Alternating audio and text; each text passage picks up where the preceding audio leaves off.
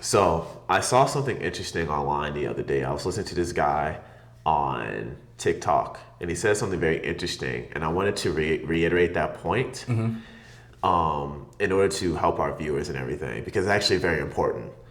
He said that an organism will retain juvenile characteristics if it's not put in a stressful environment. Wow. So what does that mean, right? Let's take every animal has a different phenotype that they can evolve into, Yeah. depending on the environment that is put in. So let's take a pig, for example, right? A domesticated pig, if you put it around other pigs, it's going to be a pig. However, if you release that domesticated pig into the wild, Right. when it comes back in like a month, 2 months, it'll be a full-grown boar Wow. because of the environment that it's in, and it's because of the biological factors. That has something to do with adrenal glands, and when you're in a stressful environment, your adrenal glands increase. So what does that mean? Your testosterone increases. So that means that depending on your environment, your body will change. Your genetics will change. A pig can either be a pig or it can be a boar. Right. And the thing is that it's the same thing with foxes and wolves. If you breed foxes and wolves and raise them in a domesticated environment, they're gonna get floppy ears, have spots. They become dogs for the most part. So what does this mean? In order to truly, in my opinion, from what I've seen, and from my experience, because even though we're not at the level that we want to be, we still are successful in our own right, in our own lives. In order to be successful, you cannot be in a comfortable environment. You're going to be you will always be at the same level. In order to be successful, you have to put yourself in an environment that forces you to change, forces you to grow, forces you to step outside of your comfort zone. And the reason I break it down like that is because a lot of people are like domesticated animals. Right. Is that we walk, and what is a domesticated animal? They depend on society to not fund them, but feed them, clothe them, whatever. You know, instead of us hunting for food, we now go to McDonald's and we can order food. You know, instead of working on a farm, we're now working in offices. You know, so basically what I'm trying to say is that there's a lot of similarities between us and animals. I'm not saying we're dogs or anything like that, but we also have different phenotypes that we can evolve into as Right. well. And depending on our environment, depends on what type of person you evolve into. With humans, it's more prevalent because you can tell the type of person that a human is by looking at their eyes. You can tell that they've been through stuff. You can tell that they've experienced things. They say that a lot of African American kids, there's studies that this is actual study. A lot of African American kids, when they're around 12 or 13, they can look significantly older. They can look 15, 16 because a lot of African American kids are raised in stressful environments. Adrenal glands increase. That means testosterone goes up. So that means that they look and perceive to be older than they actually are. So like I said, the reason I bring this up is very interesting how you can correlate that between humans, because in order to be successful in any field that you're in, doesn't have to be entertainment, it can be in your job, it can be in whatever, you have to step outside of your comfort zone. And you have to basically go into the wild and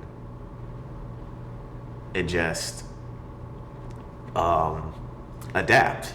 Adapt, Yeah. exactly. I was going to get onto that word adapt. So to piggyback on what you're saying, it's so, serious. And Darwinism has a lot of truth to it that still stands today, and that's a power of the truth. It transcends time.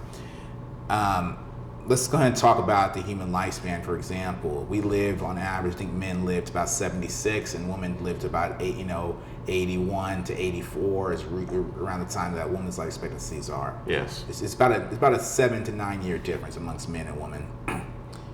People want to know why the life expectancy even exists. Why do we pass away?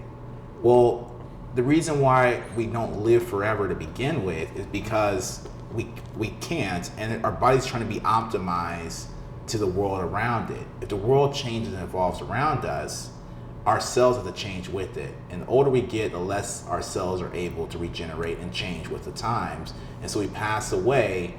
But before that, at our prime, we end up having offsprings whose bodies are able to adjust That's why, if you notice during the pandemic, the people who died were the older people, and the children, the ones that are being born, we have not seen how it affected them quite yet because they were designed to adapt.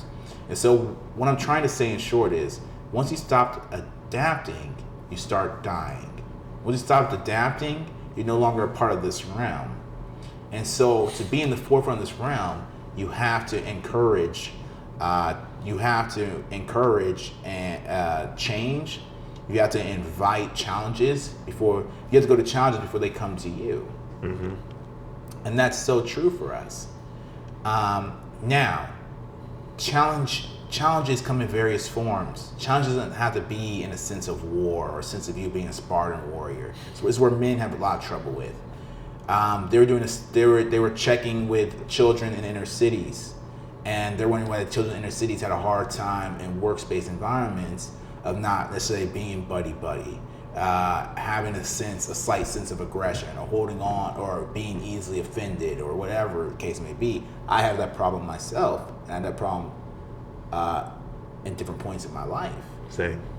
And they realized the reason why they had that upfront toughness to them, because it had survivor's value in their current environment. So the environment they grew up in, being tough, having a tough exterior, it had survivor's value. It was part of your survival.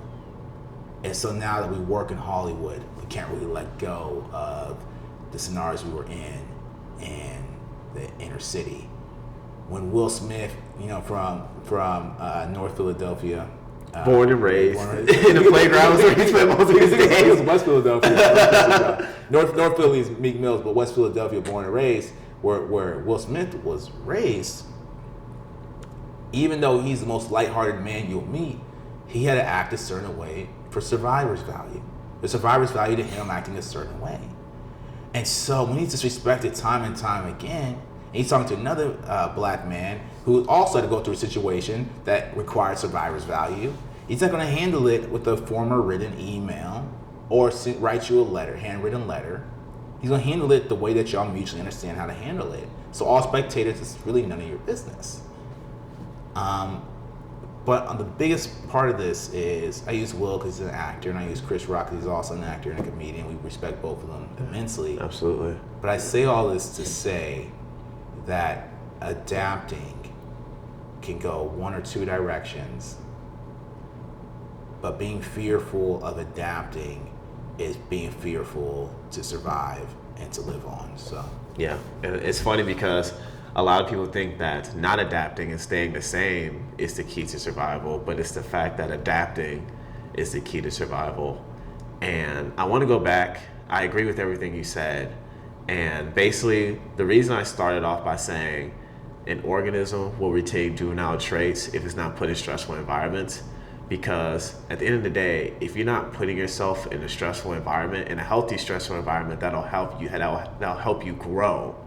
Not just as an actor or as an entertainer or whatever field you're in, but as a person, to grow your perspective in life, you're going to eventually start dying. Steve Jobs said it best: if you're not learning, you're dying. Or if you're not growing, you're dying. However he said, it's the same thing. Yeah. But it's just something that, we always hear, you got to be uncomfortable to be successful. There's no success in comfort. I wanted to say that, but in a different way, and break down the scientific aspect of it, because we've heard that same quote so many times, and sometimes you can hear something so many times that it goes one ear out the other. So I decided to break it down in a way that's scientific and true, because it's the truth.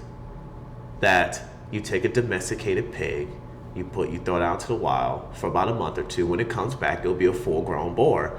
And the problem is that people walk around feeling like they're a boar inside, but you got everyone else telling them that they're pigs. Right. Not literally, but figuratively. Know what I mean? Of course, right. So you are who you surround yourself with. You're the average of the 5 people you're around the most. Yeah. So yeah, just make sure you surround yourself with people who are like-minded like you, or people who challenge your like-mindedness. Just surround yourself with good people who make you want to be better at the end of the day. Yeah, people's trajectory that you want, that you can adopt from them. And that's why it's really good to know what you want before you go out there and find the people. Yeah. Because if you find people before you know what you want, they'll decide for you. And so have clarity. If you're going to befriend someone first, let it be yourself. Understand what you truly want. And at that point, you can join any group you feel best fit for you. Don't settle for anything less than what's best fit for you. If you have to go to a group setting by yourself, go. If you have to fly out somewhere by yourself, do it. Everyone around is going to try to talk you out of risk. Why? Because they're typically miserable and they fear taking risks. They tried it one time and their hand got burned. Misery loves company. Misery wants company, and misery wants company. I mean, and it's not even misery's fault. A lot of it's subconscious, and so you got to fight against all of that and just keep going. But you either adapt or die. I think of adapting similar to the way money works. We're not financial gurus. We try to take care of our own financial health, and we'll speak about it on here. We'll bring professionals on here to speak about it on a deeper level. But when money sits still, if I have $5 in my bank account, 20 years from now, that $5 will not be worth $5 because that $5 doesn't have the same value to the marketplace. If I put that $5 away, it says every 20 years it will times 4, so that $5 will be $20, so put it away. But back to me keeping it in that bank account, it's not going to be much over $5. It has less value. That's the same with us as people. The way you are today does work for you today. But if the world does change, and it will change, your value to the world changes. It changes. The world will change. The world can change, and it will change. And when it does change, your value changes. And that's hard to hear. It can cause anxiety. I don't want people thinking that they have to be all performance based. That's not necessarily what life's about. But what I want to say is, don't hide from challenges. Don't hide from rejections. We say it all the time here. Hating's $1 billion industry. So definitely don't hide from it. Don't hide from a hater. They're employed to do exactly what they're supposed to do. They're here to spread mediocrity. Haters are your biggest fans. They're here to spread mediocrity, and they're gonna let you know when you're surpassing it. Trust me. They're the first on call. They're the lookout for anyone who's becoming something great. Don't stop. Keep going. If you're gonna befriend someone first, let it be yourself. Figure out exactly what you want out of this life, and go find other people who want something similar. And you'll be on your way. You'll be adapting in the right direction. Yes, sir. This is Black Hollywood.